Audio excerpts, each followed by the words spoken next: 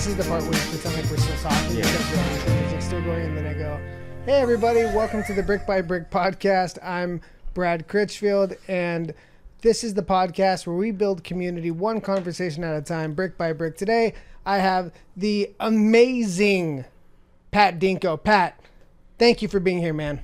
Wouldn't have it any other way. Why are you laughing, dude? Because it's funny to be on the other side. Because I think I've done 2 for you now, where I'm producing. I think so, yeah. 2. So it's cool to be on the other side. Yeah. So it's cool. Thanks for Well, you having have a me on. lot to say, man, because even on your own IG, you're putting out your own content. Yeah. So I like to make little videos where I'm kind of talking about. It's a mixed bag. It's like I'm talking about my journey as a filmmaker, but I also like to talk about how I went from having an MBA in finance and going as a full-time media producer. You have an MBA in finance? Yeah. So How did I not know that? I mean, you reviewed my resume, so I thought You think I read it? That's a good point. That's a good point. Good point. But yeah, it's one of those like interesting like topics that gets brought up a lot. I think especially, being Filipino, everyone's like, "Oh man, you have your MBA in finance. How's the banking industry?" I'm like, Is that a thing, like for Filipinos? So Filipino culture, it's like, oh, you're one of 3 things: nurse, a singer, or a dancer. And Well, you're basically like all 3. Nah. You take care of me at work. You sing during the meetings, I don't. Oh God. and I haven't seen you dance. So maybe 2 out of 3. 2 out of 3. But yeah, that was like the expectation. Like go to school. That's got to be hard, man. It's tough. The great thing about American parents is they don't really care. What you do. That's the whole sentence. That was the whole. No, I've noticed. My daughter Tori, her nurse is Filipino, and so I hear a lot about it, and it's a cultural thing. You know, and there's nothing wrong with it, but I could only imagine the amount of pressure and expectation, right? Yeah, and I actually went to Cypress College with the intention of getting my 2-year nursing degree. I failed. I dropped out of the program. Why? I was Did not you gonna. self-sabotage? I think it's a mix of both. Yeah. I hated it. I hated science. And plus they needed me to take some calculus level classes, and also like doing the volunteer work at a hospital. It was draining. Seeing these people on their deathbeds, and where I'm like, Yeah, I don't think you would have made a good. no. You're like, I don't like science. You want a nurse who likes science. Yeah, for sure. But yeah, and then I pivoted over to business because the safe route, like, be an accountant, be a financial analyst. So, but then at the same time, to pay for school, I needed to get more money in my pocket. So I was just offering to do engagement shoots, behind the scene photos for larger productions. And then when I was trying to get more into the cinematography aspect, that's when I met my mentor, Rob Machado, and he's actually considered like one of Las Vegas's like high-end level DPs. Works with Raiders, Princess Cruises, that type of commercial work. And I, as a mentor, he kind of taught me the basics of cinematography, lighting, how you're intentional with framing, and he kind of introduced me to the world of corporate video work. And I think you can relate to that, where you're just filming some corporate head in an boring, dry office, and they're just talking about new policies, and you try to make it sound sexy and exciting with B-roll and shit. And Dude, you dropping cuss words on the podcast? oh shit, I'm sorry. Do you not hear my intro? This is the community podcast Cutting where that. we build community and we don't cuss all the time. All right. But yeah, that was just a way for me to get extra money in the pocket. And then next thing you know, I'm doing it more and more. And then opportunity with the college came up, and then I applied, and then here we are. And Dude, I'm so glad you applied. I was scared. For sure. I was hella scared. And we talk about this a lot because I think I was scared. Oh, context. Dinco and I both work at Long Beach City College. So just a little context for this conversation. That's the part where you're supposed to go to me because I'm looking at the camera talking to. So everybody meet Jay. Jay is our producer for today. We put him in a bubble in the middle there. And so that's Jay. Introduce yourself real quick. Hi. He forgot to push the button. I told him which button to push when he wants to talk. Which button? Oh, amateur hour. You said when it's red, it's off. Hey, it's me. Tell me a little quick about yourself. No. Jay's my neighbor. He's a good friend of mine. Like a good neighbor, Jay is there. There you go. And I was like, can you come over to my house at 9 and help me with something? He had no idea what he was getting himself into. But I'm glad he dressed up. I'm glad he's here. All right. So back to what you're saying. So Dinco and I both work at the college. Mm-hmm. I'm so glad you applied, man. You've been a huge asset to the institution, and you've been a great help to me, especially since I've been out with my own neck issues. Mm-hmm. Man, you really held it down. Not only held it down, leveled up. Thanks, Brad. It was tough though. Like I have huge shoes to fill, man. Oh yeah, Of like course the it's best, tough. the best senior in the world. I How mean, do you? Jerome's gonna see this. I'm a senior in more ways than one. No, I mean, the great thing about the college is like there's a lot of history. Yeah. I learned from somebody who's amazing, and now you get to learn from somebody who's amazing. That's great. Yeah, the best in the game. The best in the game. No, but for real, like, for giving the audience context, Brad was out for medical reasons, and we did bring in. Dude, do you know what HIPAA is? Oh, you didn't do the nurse thing. Never mind. No, I didn't do that. you Disgrace to my culture. You dropped out. So HIPAA is about talking about my medical stuff. Nah. But it was 4 to 5 months? What would you say? What the? You're out. Is that how long it felt? Because it was 2. It was really 2. Oh, okay. Yeah. It felt longer, but It's 2.5. But yeah. it was tough, because it was like, and I think we talk about this, getting hit up and contacted about questions about this project. Hey, how's this one going? Hey, can you fix this? And it was like, man, this is what he has to deal with on a daily, well, not daily maybe, but No, it's daily. Daily, okay, daily Yeah. basis. And it's like, where is the, and without getting too much into it, the work-life balance aspect of it, right? Where is that respect to your time or time to what you have going on in your family, your household? So, Well, I'm a maniac. yeah, I know. I can do 3 things at once. And the great thing is, like, when you enjoy... I was thinking about that today, man. So I had a date night with my wife tonight. And one of the things we talked about, I was like, I really enjoy my job. Mm-hmm. Like, I really do. Mm-hmm. And that's a good feeling. Yeah. And when you enjoy your job, you're willing to go above and beyond. Yeah. Right? Mm-hmm. And that's to your point of like how I find the balance. I make time for the things that I enjoy. Yeah. Yeah. Well, I guess expanding on that, it's just like let's say you're out with your kids and you get a text to fix something. It's like, damn. And I know you're gonna be proactive and like hit that project or tackle that edit. So You know what it is? I'm not rigid. Mm-hmm. Like, so there's, and that's the good thing about having a mutual respect and understanding. Mm-hmm. That I feel that my leadership knows, like, if I can do it, not only will I, Mm-hmm. but I want to. Mm-hmm. And if I can't, and there have been plenty of times where I said, I'm not available right now. They take that for, like, they take me at my word. Mm-hmm. Because they know through the experience of me doing it, Yeah. that if I could, I would. Mm-hmm. So there's understanding. What I have a hard time with people, especially people that work 9 to 5s or whatever it is these Mm-hmm. days, where they get so rigid, Mm.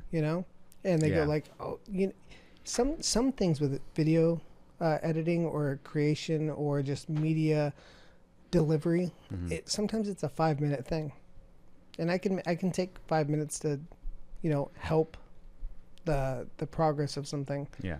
But then there's other things that take a long time. And it's like, that's going to have to wait till Monday. Mm-hmm. And I feel like there's a general understanding of that. I respect, yeah. But I mean, going back to it, it's just temporary filling those shoes of like your role. And like I said, we did have we had a senior technically, but the leadership at team was going to me a lot about the social media management of it. And it was challenging, but I think it was a good challenge to have because it did develop me and help get better in my role. So it was a good experience. I was grateful for that. And I'll be honest with you, it showed me what it was like to be on the other side, like where you're at, and patience. I'm like Brad, patience was my patience was really tested. Like understanding like, oh man, I told you to fix this edit, but you still didn't get it. Like it was communicated so many times, and for me, I was like, damn, this is what he goes through. And I feel like that was what you went through with me when I was LT. Yeah. You know, and I think back, I mean, even the first project video, I think it was College Day, I was like I was not hitting the mark, and then I was like, damn, this is what Brad must have felt when he was giving me feedback.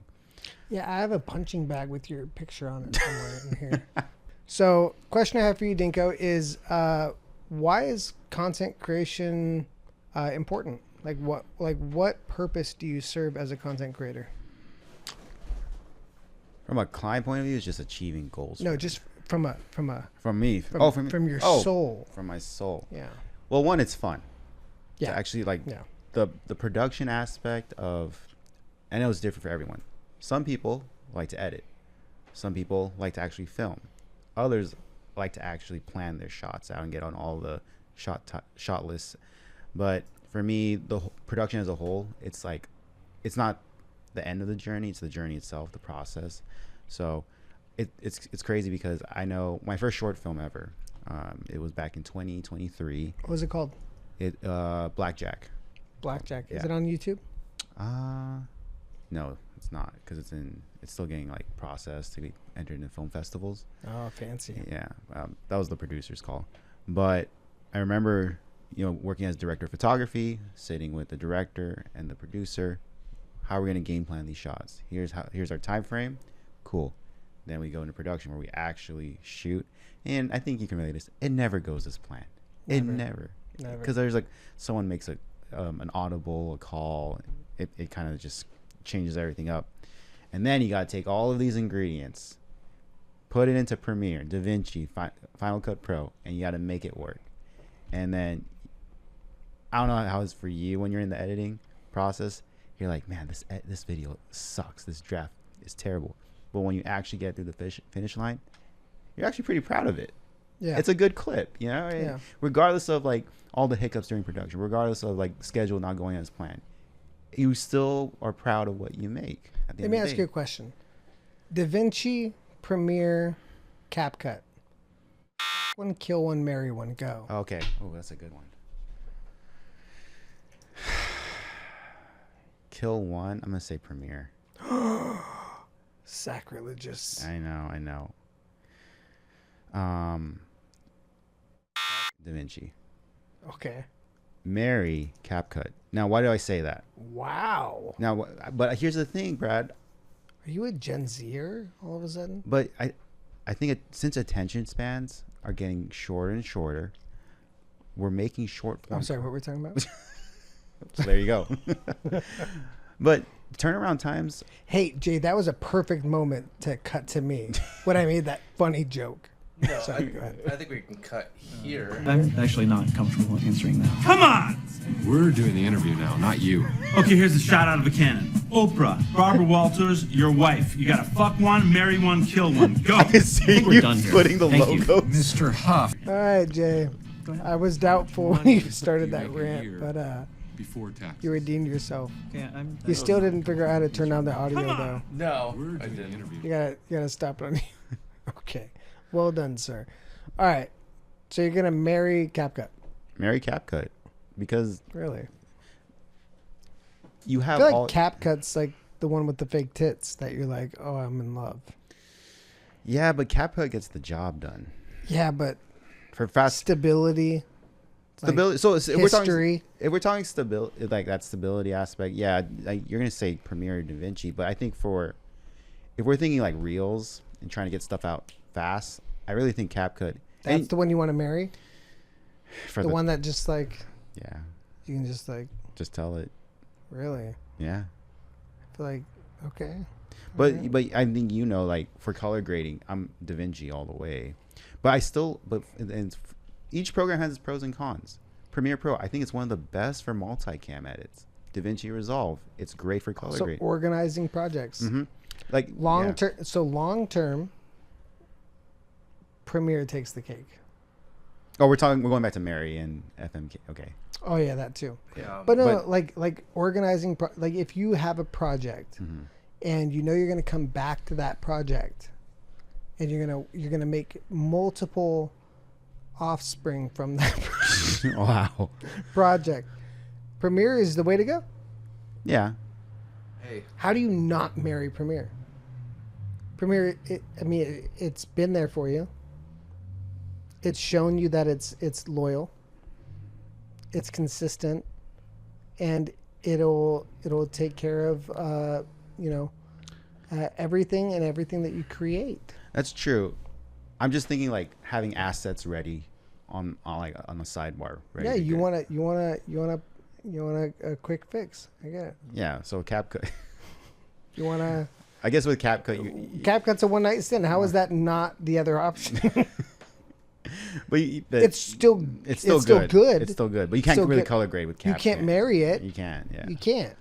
I guess if I'm thinking about like fast turnarounds from that. Am I thinking way too into this? I think you are. You said this was a family appropriate Dude, podcast. I said it's a community appropriate. That's what we're calling it. The community is very able to handle it. what But- are you guys freaking talking about? editing programs. Editing, we're very passionate. Nerd. Dude, if you spend so much of your life in front of linear editing programs, you can't help but like think about them. Like it's a commitment, man. There's so many videos on YouTube about I'm switching to Premiere. Yes, there I'm is. switching to CapCut. Get this just in. Like it's a big deal, man. It's like your entire workflow. It's what you're able to create. It's your like 8 hours a day type stuff. Like it's a big deal. Yeah, and the thing with editing programs, and it's the thing with cameras and lenses, it's a different tool for a different job. Sometimes you have a fast turnaround project, just throw it in CapCut so you can get all your assets. But if it's something more intentional, like a documentary, long form content, Premiere Pro or DaVinci. But yeah, it's interesting because like working with you, I remember you were like big Premiere Pro advocate, and I was a big DaVinci. By the way, I didn't start that way. I came in as a Final Cut Pro person, and Jerome like kind of laughed at me. I thought Final Cut was great. Well, I mean, when you're newer, like Final Cut, like because I went from like a iMovie to Final Cut Pro. That's like the transition, right? 'Cause it's both Apple Yeah. ecosystem.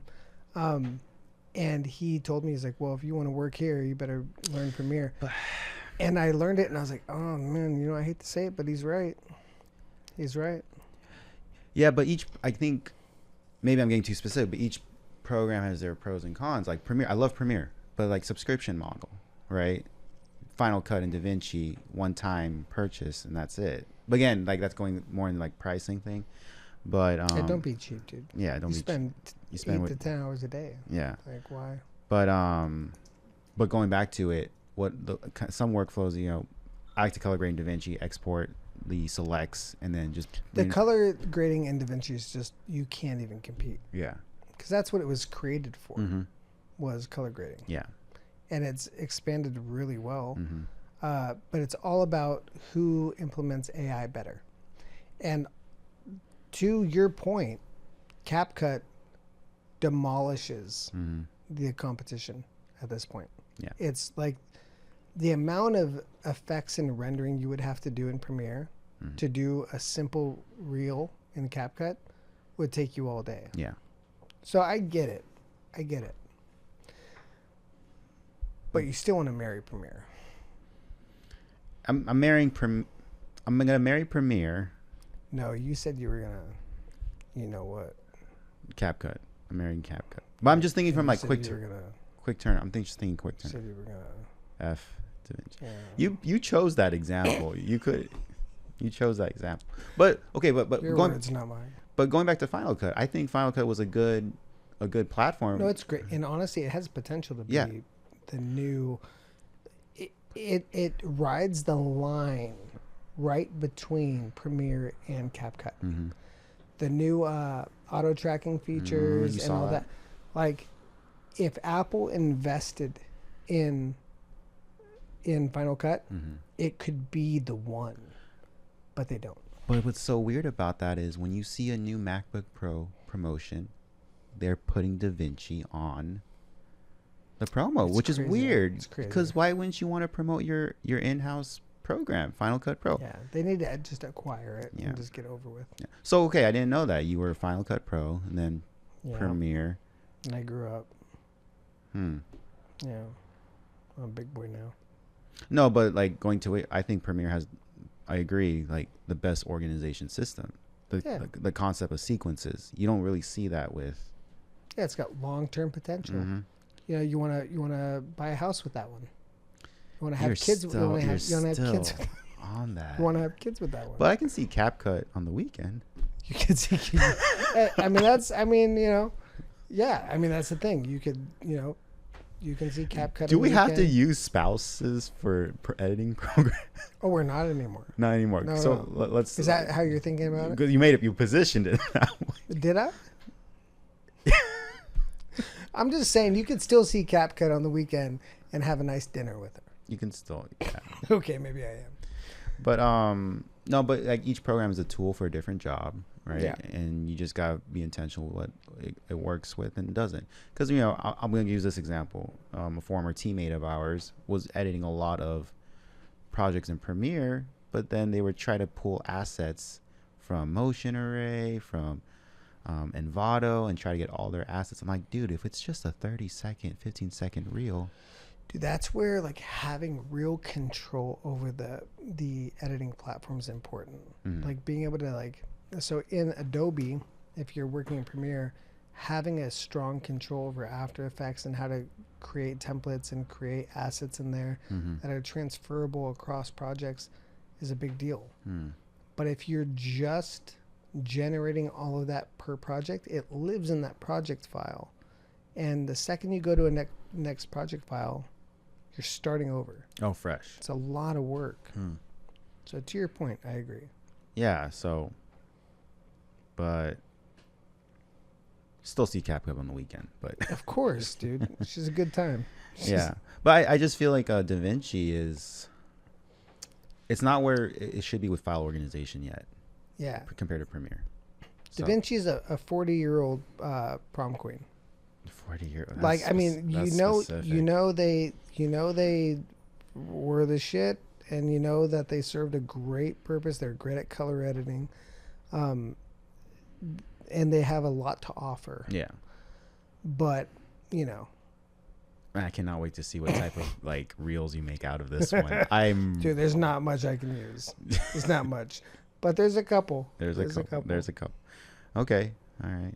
What's the next question? What's the next one? All right, next. Well, it's not a fucking interrogation.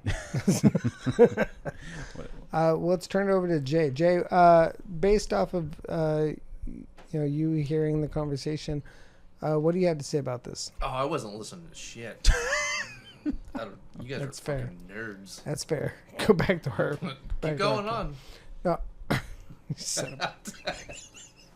All right, back to the brass tacks. If you had one piece of content that you feel really encapsulates like what you can offer as a content creator, what would it be? Oh. One piece of content, like overall. You heard me. Don't just repeat the question to buy time. I mean, I don't know if this counts, but my reel, my cinematography reel on my website, patdinco.com, because it kind of shows everything. He's throwing you a hint to pull it up. I know. It kind of shows all the types of work I've done. For sure, my reel, that's the piece of content. It's 30 seconds, but I feel like it hits all the points of the categories I've worked on. And, you know, it's funny because not everyone has a reel.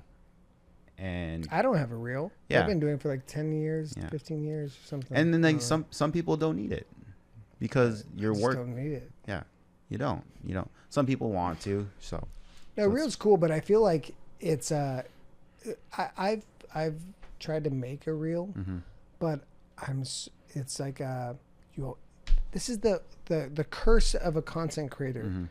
You're always creating content, so you never want to be like this is what I can do, because you're like, I can do better. Yeah. So like saying like, this is my, that's always been hard for me. Well, then that's the thing. Something for my therapist. Director of photography, like for director of photography specifically, they'll do hey, this is my 2024 reel. This is the 2025, or they give it a year spread, and then they say, oh, 2026 reel. So it kind of just showcases all the work. Young Jay, you want to pull that reel up? Yeah, I'll pull that up right now. Yeah, why don't you get on that? Okay. Why don't you earn your keep here? Making these embarrassing fishing mistakes. Don't throw your rod in the bed of your truck. It's a surefire way to snap the tip off, or damage the handle, or bend the bail. Then your reel will be NFG like mine. Don't attach your hooks with a bunch of granny knots. Take a couple minutes and learn yourself a uni knot, Palomar knot, and clinch knot. Don't hold a spinning rod like this. A spinning reel was designed to be facing down like this. So you do the your buddy's MMA fights for the live stream. Yeah, there's another one coming up. Yeah, so And Rampage Jackson is actually going to co-promote it. that's like pretty big promoter, isn't it? Huge promoter. Huge. Was that Yeah, your he first? He has a podcast with a lot of followers. It's like a big deal. Was that like one of your first tackle, like outside of work, but for live stream production? No, so that one. So my coach Tracy he's been my coach since I was like 18 years old. Yeah. He's like the only coach I've ever had with MMA and wrestling. He started doing a promotion, and I just was like, I'm in. What do you need? And so They're fun. yeah, no, they're totally They're great. fun. It's awesome to do.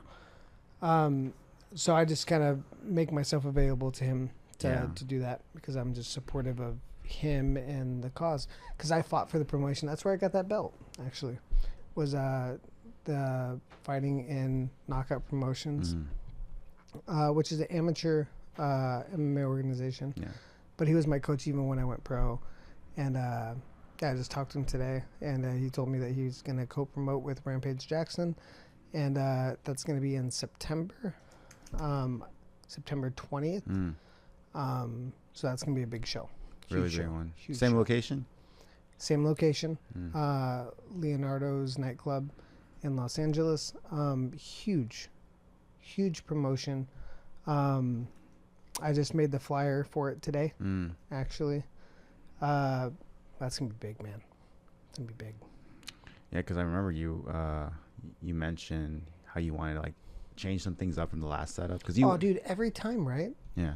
Well, I mean, you know how it is. Like, if you're doing the same, like even with this podcast, like, I didn't want to show Jay's face on camera. That's the last thing I want to do.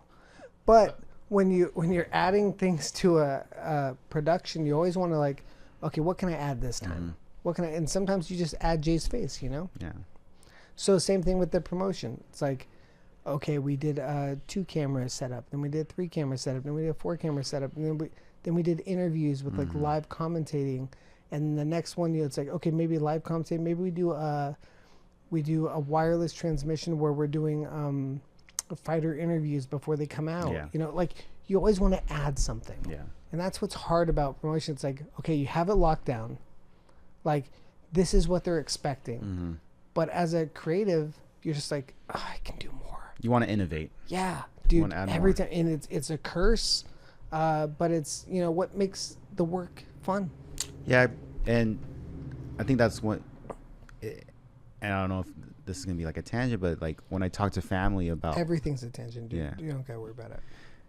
when I talk to family about like why I'm doing what I do, and they're like, yeah, and if you were a nurse or a financial analyst, it would be so straightforward. But like, do I want to do the same damn thing every day?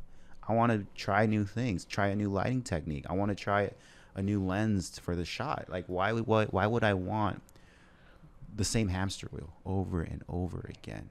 Because yeah, so and I talk to my cousins about this a lot. It's just like, I'm happy for you that you find satisfaction in like nursing. I really am, but I could never do the same thing over and over again, because there's something about taking a camera out on the field. Like, man, do I really want to do a talking head, or do I want to do a side profile?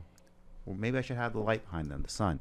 And experimenting and trying something new. I might fail, but if the result's good, like that's a W for me. And it's really cool to like experiment, trial and error, and try something new. Just like to your point, this is what makes our jobs so satisfying. Who else can say that they can make content for a living? Like, Jay, what do you think? How many people? What?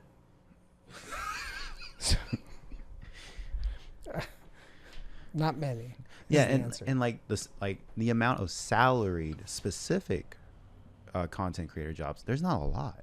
Dude, it's really not, man. Like, because we're treated really well at the college. We are.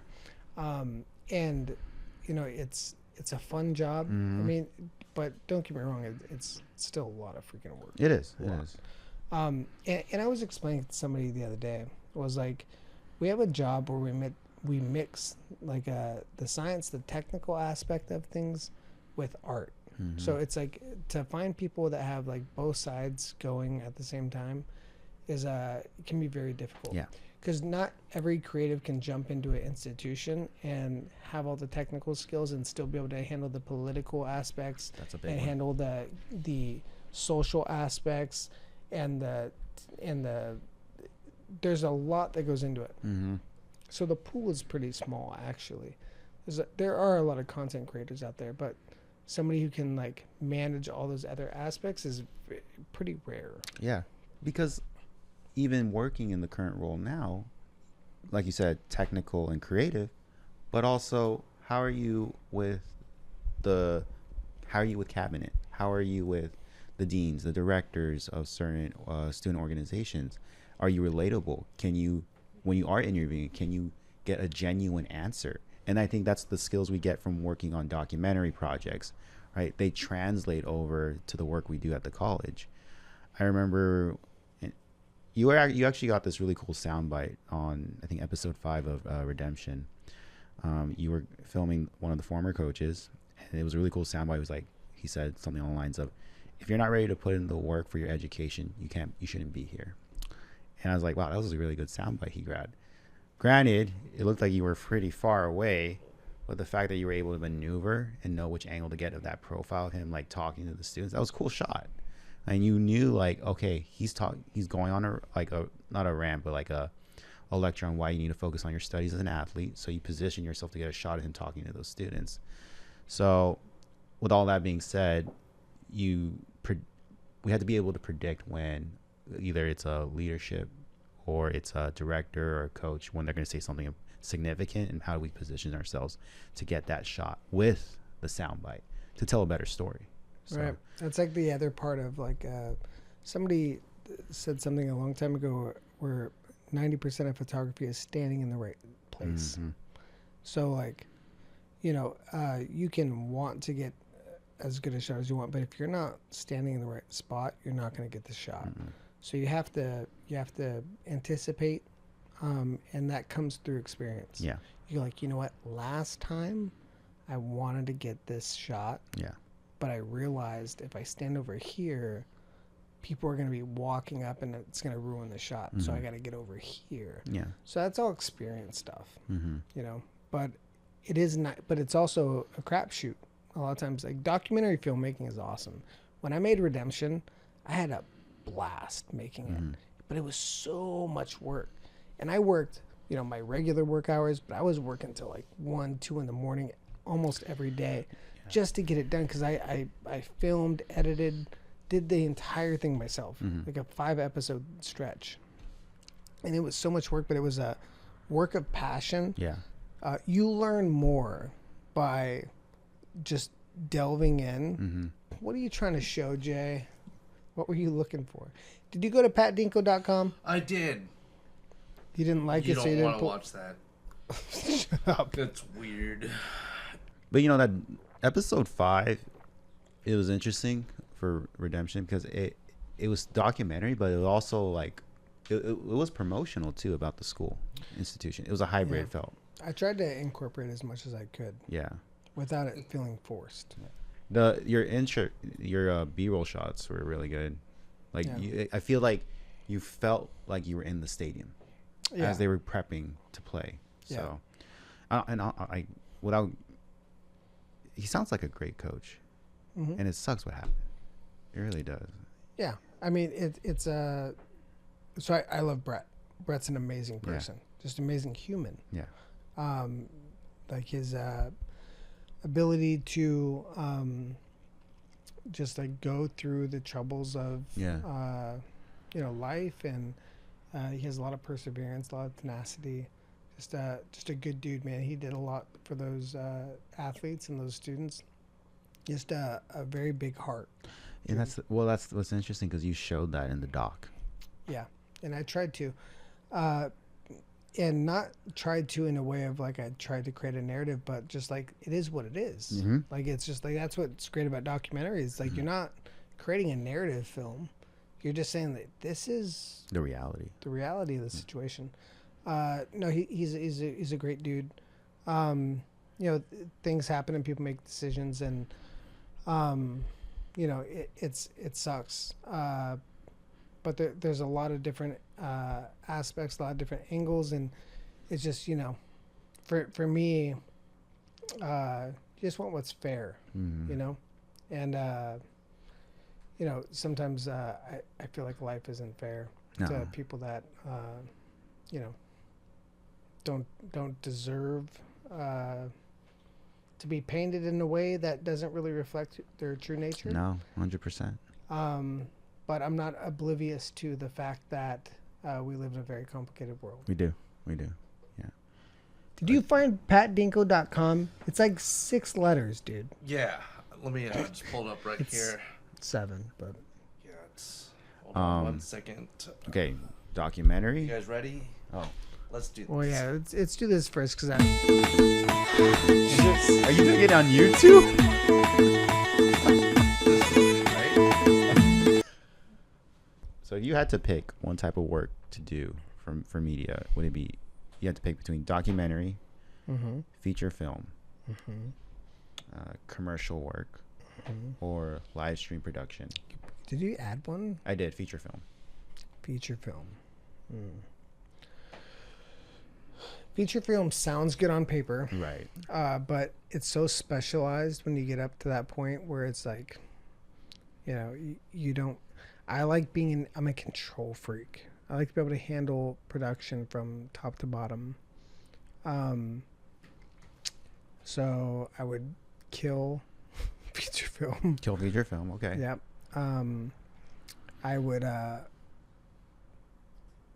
you don't have to do FMK, but if you want to, you can. I would fuck commercial work because it pays well. It sounds terrible. It sounds like prostitution. I say it like that. Reverse prostitution, I guess. I like commercial work because it's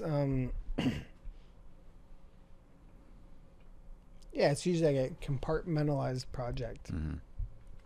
Documentary is really awesome, but it's usually doesn't pay, and it's you really have to be invested in the story and follow the drama, and it's a huge lift. Live stream work, I can take it or leave it. I think it's great. It's fun to do, but there's not a lot of like to show afterwards, right? Yeah. It's not like something that's going to add to your reel, like on patdinco.com.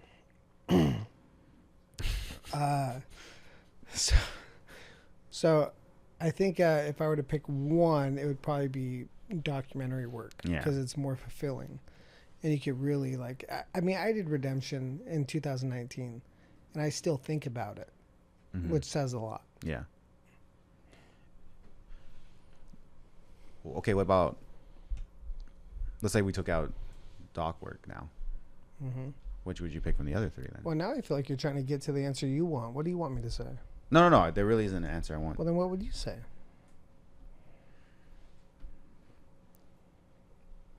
I think because I'm so biased towards the type of work, documentaries, same. Because I watched, But you took it out.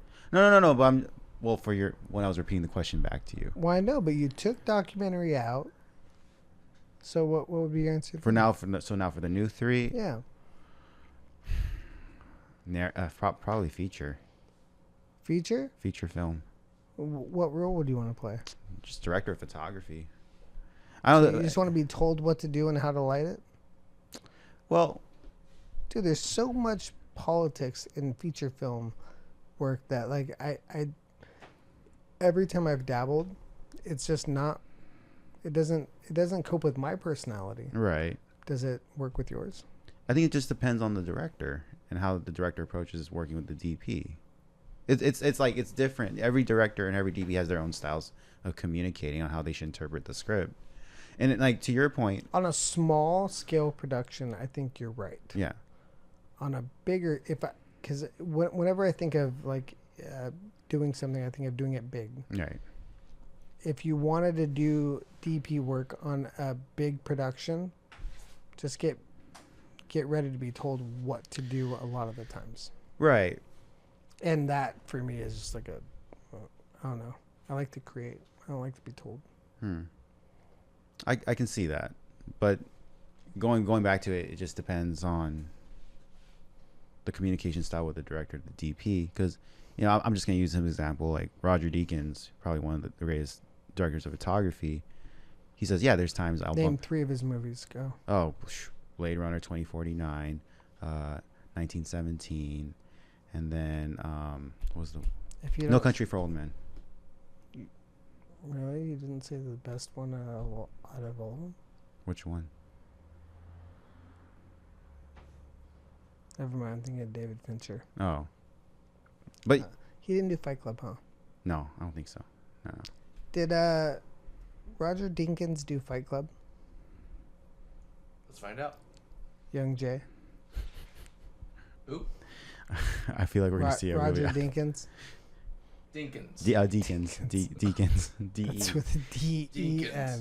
Oh, DEA. D-E. DEAKINS. D-E-K-I-N-S. Yes.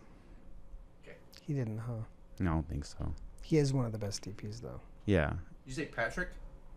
What the Dude, Ro- that was from Ro- PatDinco.com. If you don't get to that website and show his reel. How do you spell Pat? PATDINC.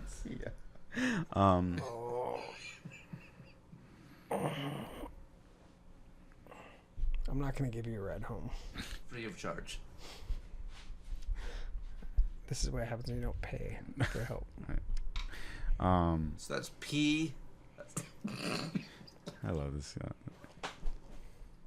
No, but I can see where you're coming from more than that sentiment of like being told what to do, because I've experienced that, right? Yeah. Directors saying like they know what they're doing with the camera when they don't have any camera experience. Right. But like, I guess I'm kind of looking at the parallel of your executive director telling you what to do on how to frame a shot, right? What is happening over there?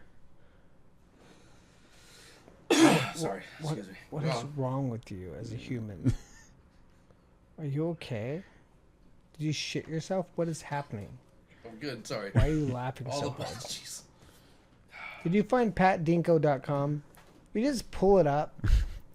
Just pull up PatDinco.com. That's P as in Pat. Yes, Jesus Christ. I love this. A is in awesome.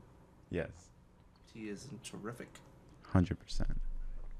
D- DINCO.com. D-I-N-K-O. CO. C-O. CO.com. Ah, almost there. Is that a .org? .com. .com. Oh, we're playing with money now. Just go to his reel. Okay, you want to do that? I think All I right, got it. Here we go. Is that it? Yeah, that's it. Just play it. I'm not excited. Only you I can lead. Only you I can lead. Where did you come from? Where did you come from? Fire in your eyes, feel like we belong. Where did you come from? Where did you come from? Bodies in my veins, feel like we belong. Feel like we.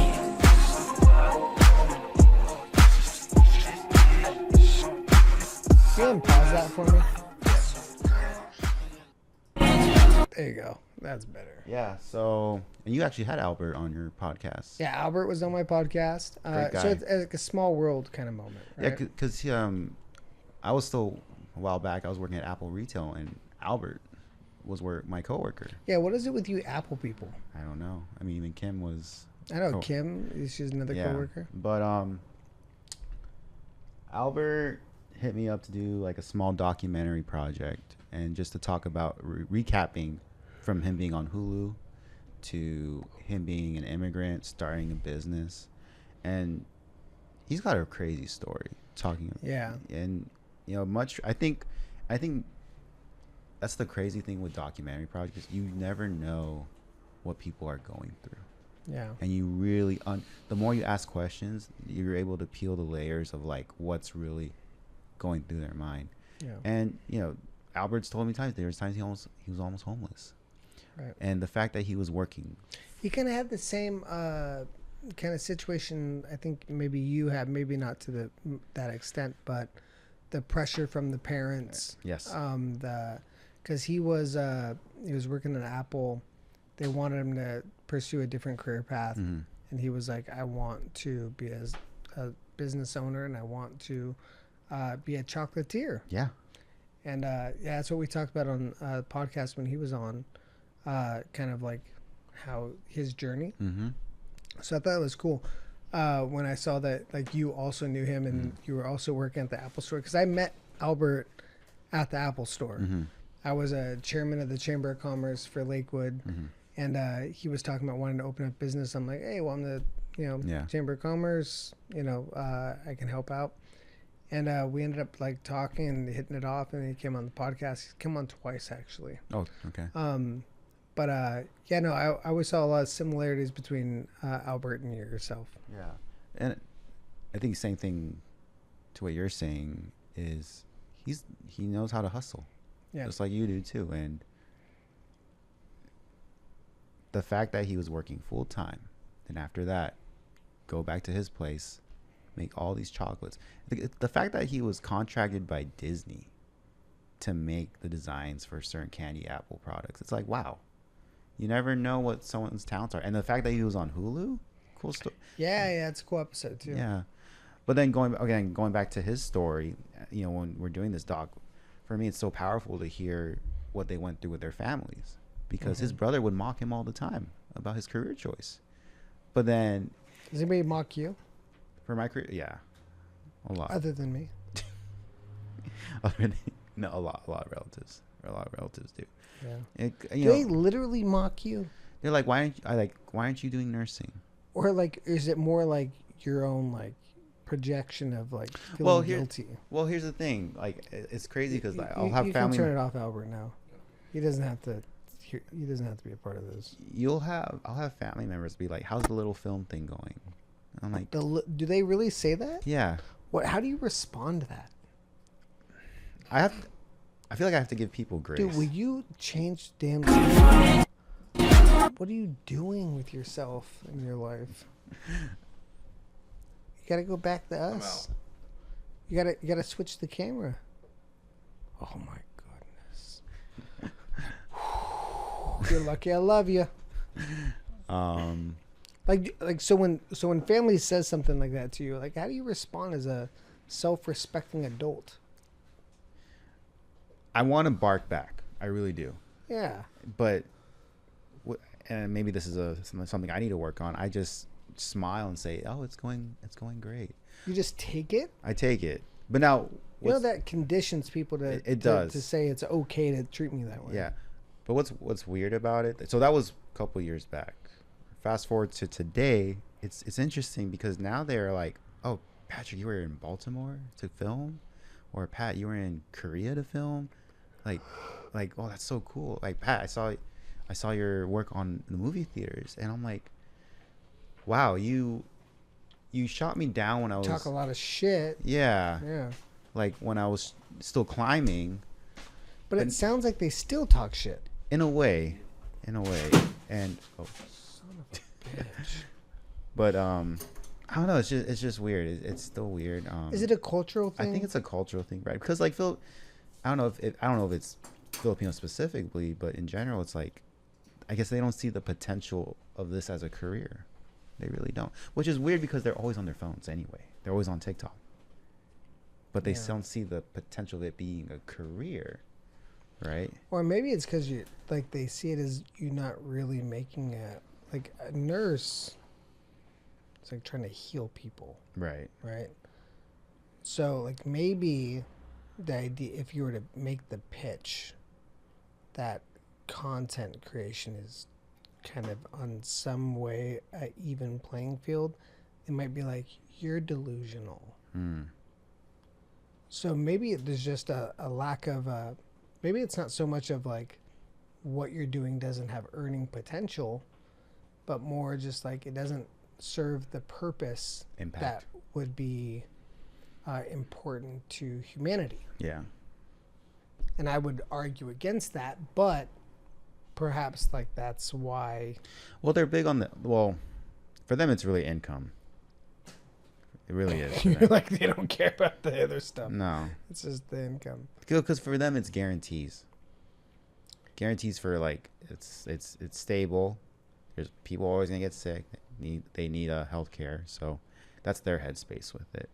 Which that's fair, but But the real point is, why do you take the shit, dude?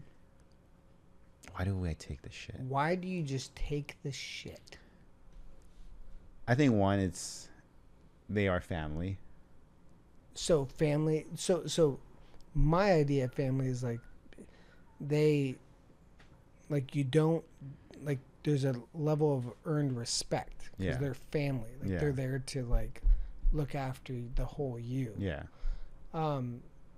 So I'm not saying like you have to like, rally against Yeah. every criticism. But there is a certain point where you go like, I'm a grown ass man. Yeah. Well, back then I could have spoken up about it. Yeah. That doesn't sound like you're talking about way back then. It sounds like you're talking about recent. Well, no, what I'm saying is like the fact that they're bragging about me doing the work now. Yeah, but it sounds like they're doing that and the little digs at the same time. No, not as much. Not as much. But they're still doing it. Sometimes. But it's like spread out through different family members. Like how? Like a distant cousin. Now the immediate family, they're So more like the core is cool. the core is cool with it now. But like The these dis- people haven't got like the who I haven't memo. seen as much as often. So like a cousin or so, which is weird because it's like You know what a pile driver is? no. A pile driver? You ever watch wrestling as a kid? Yeah. So a pile driver. Oh, you're talking about the wrestling move? Yeah. Yeah. Sounds like you need some more pile drivers. Is Okay. that P? He's gonna pull it. Don't L? you dare pull up a pile driver. I just feel like I believe that like people treat you with the level of respect that they feel is acceptable to you. Mm-hmm. So when you get disrespect, if you don't nip it in the bud, if you don't make it very clear that I take that in a way that is disrespectful Yeah. to who I am or to what I'm, that in turn becomes acceptable to them to keep doing Yeah. it. Right? Which is A pile driver is where you put someone's head and you pick them up and you like lay. It's not very effective. Actually, in real application, it's not a very good move. But yeah, I'm gonna do that to my it's more my symbolic. grandma. It's- Right. Yeah. Yeah. I think that's just a thing with how I was raised. Don't speak back to your elders, even if they say something hurtful or disrespectful to you. How's that working out? Clearly, you can tell. We were Clearly. talking about it in a podcast. Yeah. I get it. Yeah. Like I'm all about I hold doors. I'm so Yeah. respectful to people that have experiences and that are older. Like I'm old school, I guess, in that Yeah. way. But when it comes to me as a man, there's a level of ownership Yeah. of like, I'm going to allow this to happen. Mm-hmm. And I think sometimes culturally it gets difficult to kind of navigate that. And I'm not oblivious to that Right. dynamic. But when you start to internalize that Yeah. criticism Yeah. or that feeling of insufficiency or Yeah. that feeling of inadequacy, that's when you might want to look at that and be like, you know what, hey, let's stop right there. I feel that the way you're speaking isn't. I don't feel like I'm getting the level of respect that I've earned through where I am at this current state Yeah. in my life. Because a lot of times, especially with people and families, they still see you as the child. Mm-hmm. They still see you as that. So there's a level of, there's a point in your life where you go, and I've had to have this conversation with people in my family of, I don't feel like I was given the amount of respect that I've earned for where I am in my life right now. Mm-hmm. So, because it's hard for people to see you differently than how they've seen you for most of your existence. Yeah. But at some point you became a man. Mm-hmm. And it's important, and there's a time where you put your foot down and say, no, Mm-hmm. I'm a man now. Yeah. Going back, like adding on to that, but that level of communication. You're like, to I'm that- going to sidestep this because it's getting deep and real right No, but it's a good topic to talk about. That level of communication is so foreign to them. Like where you say, hey, I don't appreciate where you're coming from. Yeah. And then, and it's I get it, man. No, It sounds 100. great on paper. Yeah. It's hard to do in Yeah. person. But there is a level of just, I feel the way you're communicating with me is not going to be constructive to our relationship. yeah. And that's a powerful conversation. Yeah. And I don't care what culture you're in, it's all based off of principles of love and respect. Mm-hmm. So you just got to find where that is and how to navigate that conversation of saying, this is my journey. And although those like some of those things may have been acceptable back then, right now, this is what I'm doing. Yeah. And I love you. And we need to reestablish this relationship and the boundaries and the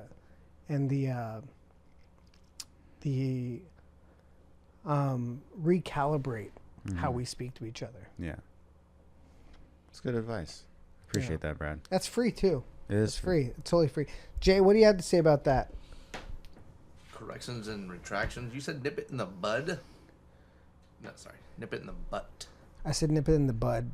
Yeah, that's wrong. No, it's nip it in the bud. No, nip it in the butt.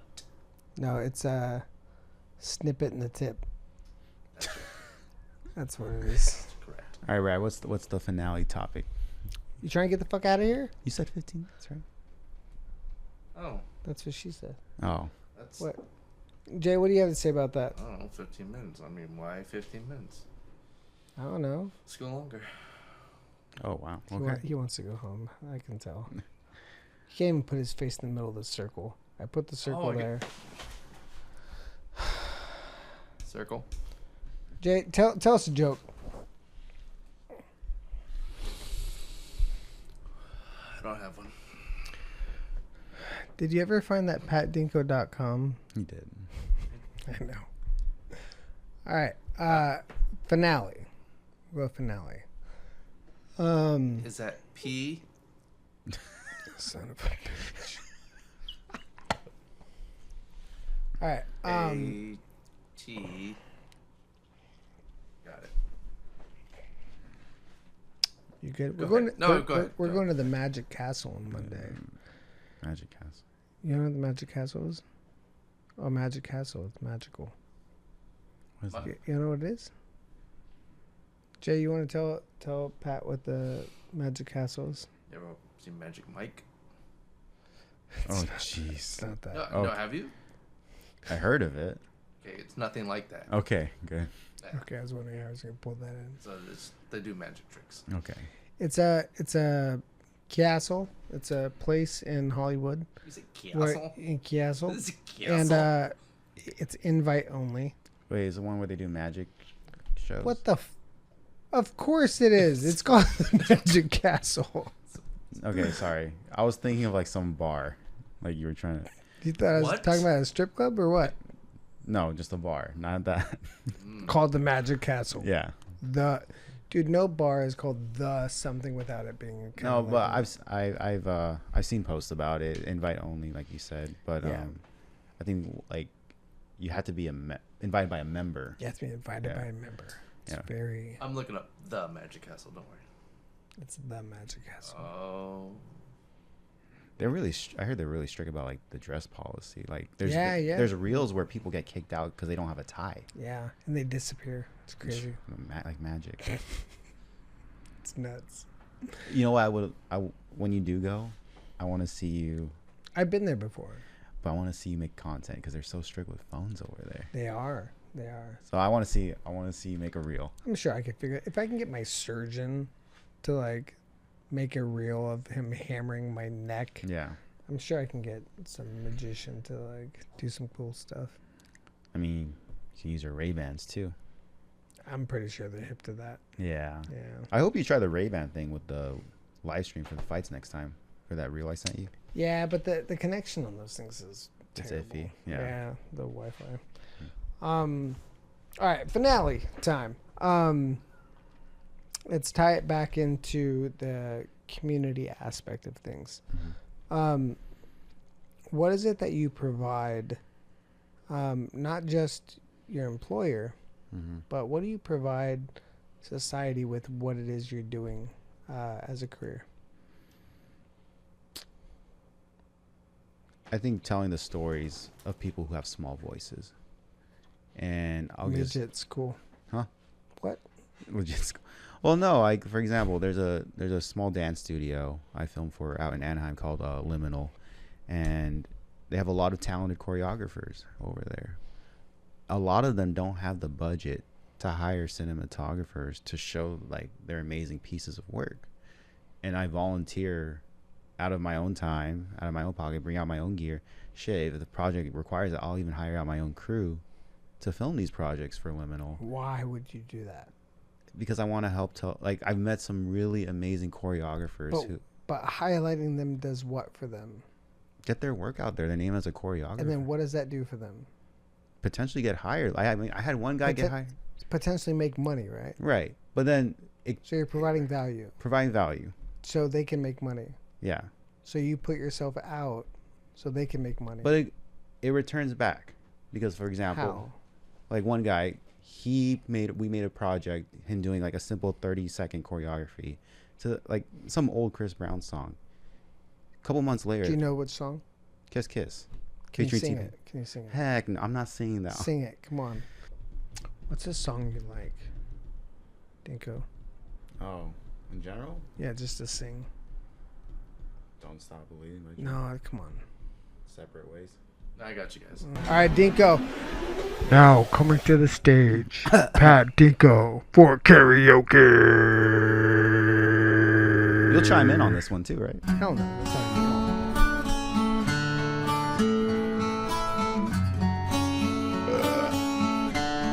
You are my fire, the one desire. Believe You gotta do the camera switch. when I say That I want it that way. I can't Tell see me the why ain't nothing. I need Wait. lyrics. Oh yeah, you gotta go back to the lyrics. To Your heart when when you say that I want it that way. Tell me why ain't nothing but a heartache. Tell me why ain't nothing but a mistake. Tell me why I never wanna hear you say that I want it that way. and your fire, You're one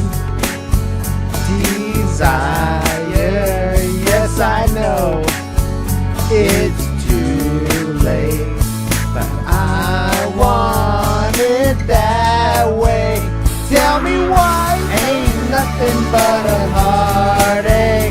Tell me why ain't nothing but a mistake. Like having Jay come over. Tell me why I never wanna hear Jay say that I want it that way. Now I can see that we're far apart from the way that it used to be. Yeah. No matter the distance, I want you to know that deep down inside of me, Fire. Yeah, crack open another beer. the one desire you are, you are, you are, you are. I can't hit this next one. Don't wanna hear you. Hey, Jay, chime in. Your mic's on. Sing. Ain't nothing but come on, dude. I never wanna hear Jay say I want it that way. Tell me why ain't nothing but a heartache. Tell me why ain't nothing but a mistake. Tell me why I never wanna hear you say I want it that way. People want it that way. Ain't nothing but a mistake. I never wanna hear you say. Dude, we're doing this. I want it that way. 'Cause I want it that Way. And this is why I am not a singer. But you love karaoke. I do love karaoke. It's fun. I wanted to do it with you because I know you love it. Yeah. Thanks, Brad. Yeah, dude. Hell yeah. Thanks for having me on. Dude, thanks for coming on. Of course. All right, that's our episode. Thank you, Jay, for doing the production. Freaking nailed it, dude. First time, like, no training. I mean, you would never believe it. Just no skills or knowledge or anything coming into this thing. You would never even know. Just no common sense, no nothing. He just came in and he nailed it with no sense of insight or real direction or self-driven determination on how to do things. You would never know it. Totally nailed it. Thank you, Jay. None of that at all. You would never know it. Totally. It's so dumb. Is that Pat with a B? Pat Dinco, thank you, man, for being here. Thank you for singing. Appreciate Jay, it, Brad. thank you for producing, man. I love you. You guys have a great night. We'll see you in the next one. Cool. Dude, you gotta push the intro button again.